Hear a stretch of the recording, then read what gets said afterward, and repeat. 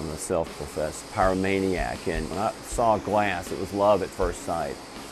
It was a more direct connection to fire, and it's definitely more physical than working with ceramics. So I was drawn to the physicality and the fire and the spontaneity with working with glass. Steve Powell's real genius is he'd come up with an art form that is beautiful, touchable, accessible all at once. His art is big, some of it's wild, and it's durable. It's not analytical, it's not even rational, it's just this irrational rapture at the colors, just the stunning colors. I came to Kentucky to go to Center College back in 1970. And so he was a long-haired hippie artist by the time he graduated, and I was a long-haired hippie tennis player, English major.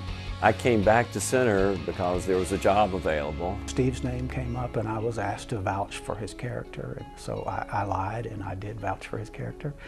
And he ended up back at Center, and here we are all these years later. What has always driven Steve is the process.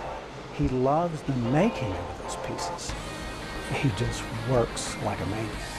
And so even if they didn't fetch wonderful prices, even if he couldn't find an audience for them, he'd be doing the same thing. I have to be in that glass studio, physically working with the glass. And when I go in that studio, we work in such a way that we've created where we are working towards something, and the piece ends up in a climax where it all goes out in probably 1 minute, or maybe it's less. I can't really tell, because when I'm doing that, I'm in the zone.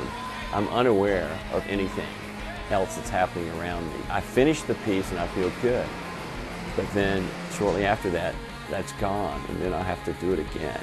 I always have to come back and recharge by doing that process again. He's just always been in love with color, and of course in 1971, that's the heyday of psychedelic music, and we had that in common, you know, Hendrix and Dylan and the Stones and the Grateful Dead. And I think some of that seeped into the way he sees the world. I don't really consciously think about some of those influences, but probably were a little bit from the 60s and 70s. I wouldn't be surprised if there's yet another evolution. I don't know what it is. Maybe he doesn't know what it is yet. I'm constantly trying to think of new shapes and colorations, and I try many things that the public never sees. I never really know what's next. He's come into this huge international success as an artist, and his art name is Stephen Rolfe Powell. But of course, he's not Stephen Rolfe Powell to me. He's just Steve. He is still the person I knew in college.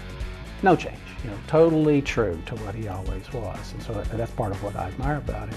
I'm flattered and humbled by the award, and I don't think it will change the way I work.